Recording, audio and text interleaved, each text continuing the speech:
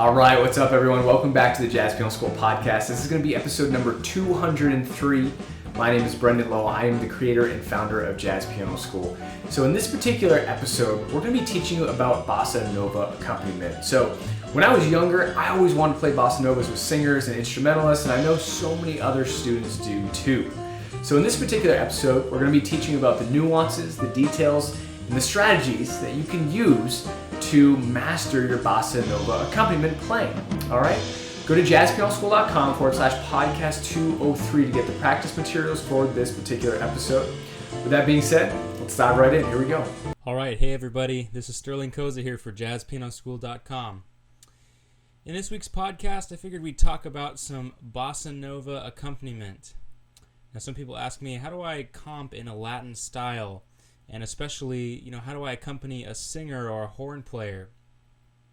Now, when you start talking about accompanying without a whole rhythm section, it's really important to talk about the rhythm and the way you use the keyboard, how you voice the chords and incorporate the left hand. So we'll talk about that today. Now, when we talk about a Latin style, we're referring specifically to Bossa Nova today, which comes from Brazil. Latin music could include anything from the Americas, Latin America, Central America, Afro-Caribbean music. So this includes countries like Cuban music, and Brazilian, of course, and really everything in between. But when people talk about Latin jazz, a lot of times they're talking specifically about Bossa Nova music, which was really popular in the 1960s. Musicians like Dizzy Gillespie, Stan Getz. It started in Brazil with composer Antônio Carlos Jobim and another famous artist, João Gilberto. And they composed a lot of tunes that are now considered standards in the jazz repertoire. Tunes like Girl from Ipanema, which you definitely would know. Other tunes like Chega de Saudade. Some names that are more difficult to pronounce. But there's a lot of great tunes out there, so it's definitely worth checking out the style and becoming well-versed in it. There's also a lot of great Brazilian musicians worth checking out. So I'm going to start off with a tune. As I said, many people start with Bossa Nova and go straight to Girl from Ipanema,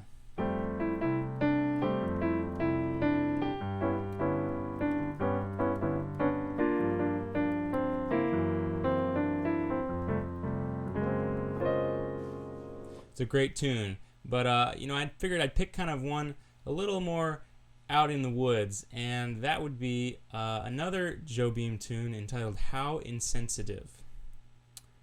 And there's a really nice vocal version of this tune. I believe it's Astrid Gilberto that sings it. That's João Gilberto's wife. And How Insensitive, key of D minor. All right, so the first thing that we're going to talk about is the bass motion. Now, we've all heard that 1 and 5 bass motion in the Bossa Nova style, which is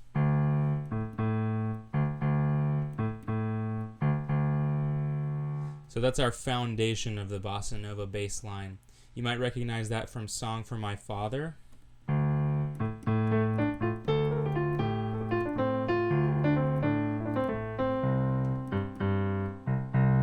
Horace Silver jazz tune.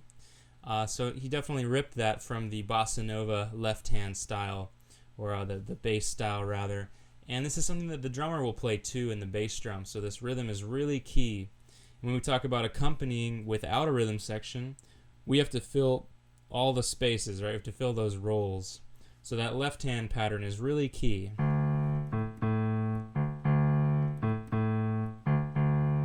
Now, if we take the first 4 chords of How Insensitive, we've got D minor,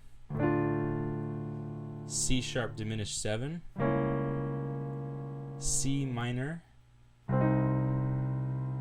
and then sort of a G7 over B. So we're just going to take the root and the fifth of each of those chords. So the first chord, D minor, we've got D and A natural. The next chord, C diminished 7. We've got C sharp diminished 7, C sharp, and G. C minor, we've got C and G. And then for this C over B, we can make a choice. We can choose to play the root in the fifth, B, and F natural. In this case, I'm going to actually choose to play an inversion B and G, as that is the root of the chord. The B on the bottom is just an inversion. First inversion, that is. So with those 4 chords, this is what our bass line is going to sound like.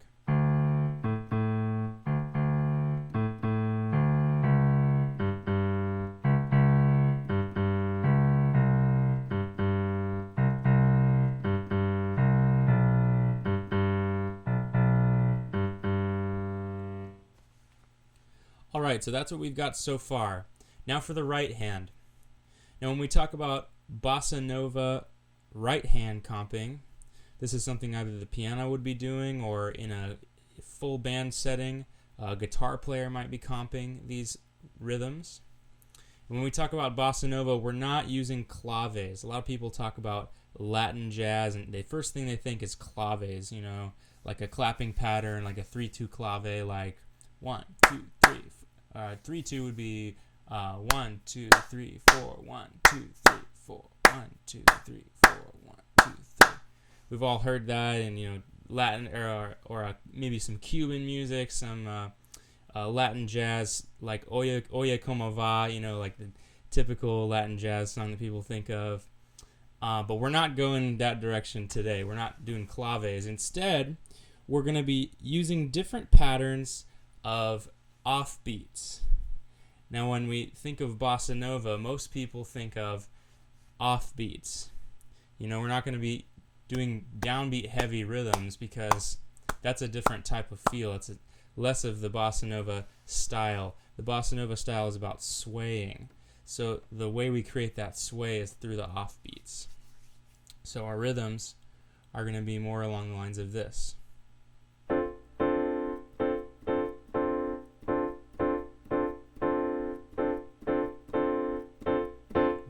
You can imagine a shaker going.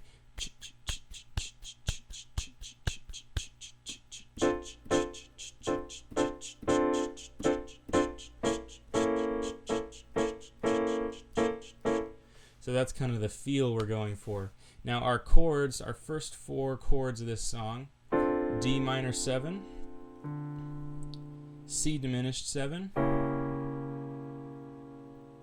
C minor 6 in the right hand, and then this sort of G over B kind of hybrid chord here. So the right hand will sound something like this: 1, 2, 3, 4.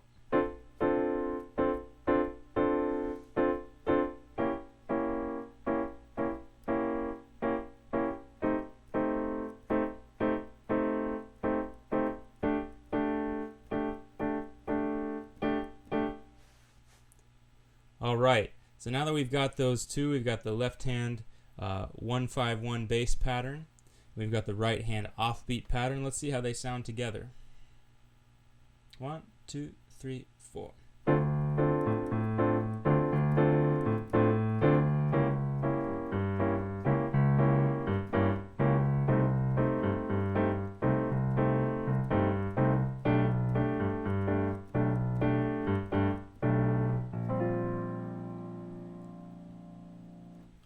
Alright, so that is a basic bossa nova left hand bass and right hand chord accompaniment.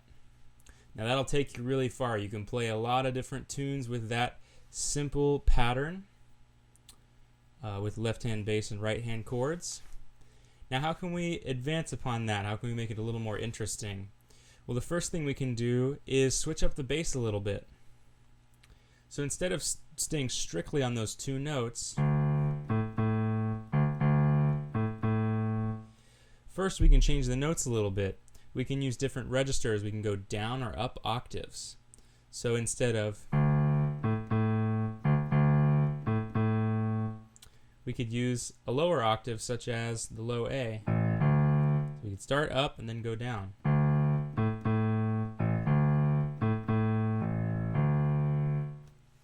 And the next thing I sort of hinted at the end, we can also change the rhythm up a little bit. Instead of using strictly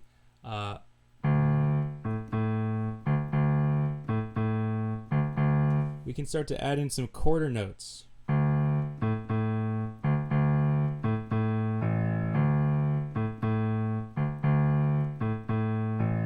I like to add it at the end of the phrase there. So that can give our bass line a little more dimension. Now how about the right hand? We don't have to stick strictly to that pattern.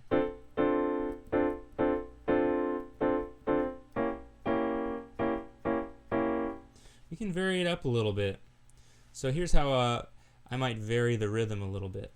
1, 2, 3, 4.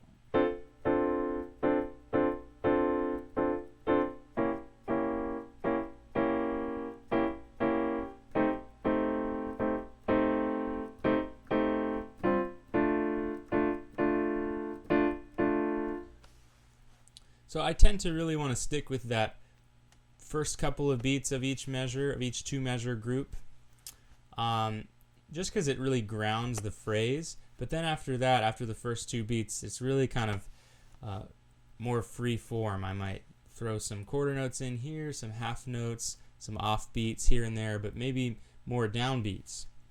And if you're looking for suggestions of rhythms to use, combinations of off beats and downbeats, check out the practice materials. We'll have some rhythms written in there for you can practice with.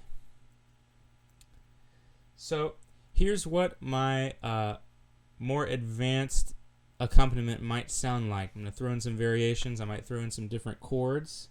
So let's just give it a try. I'll just play the tune down a few times. Here we go. This is How Insensitive. 1, 2, 3, 4.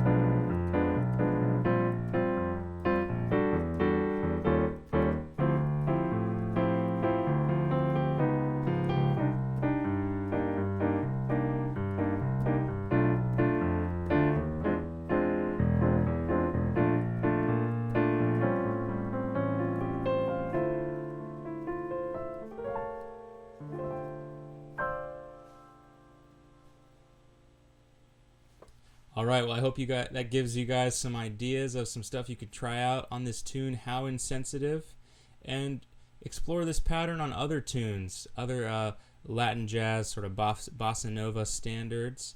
There's a lot of great tunes out there, so I hope you enjoy, and happy practicing. All right, well, I hope you guys all enjoyed that episode. Don't forget to subscribe down below because we release a new podcast episode like the one you just saw every single Wednesday and a new lick of the week every single Monday. And definitely go to jazzpianoschool.com to check out all of the free, amazing education that we have to offer for you, okay? Have a fantastic day as always, and happy practicing.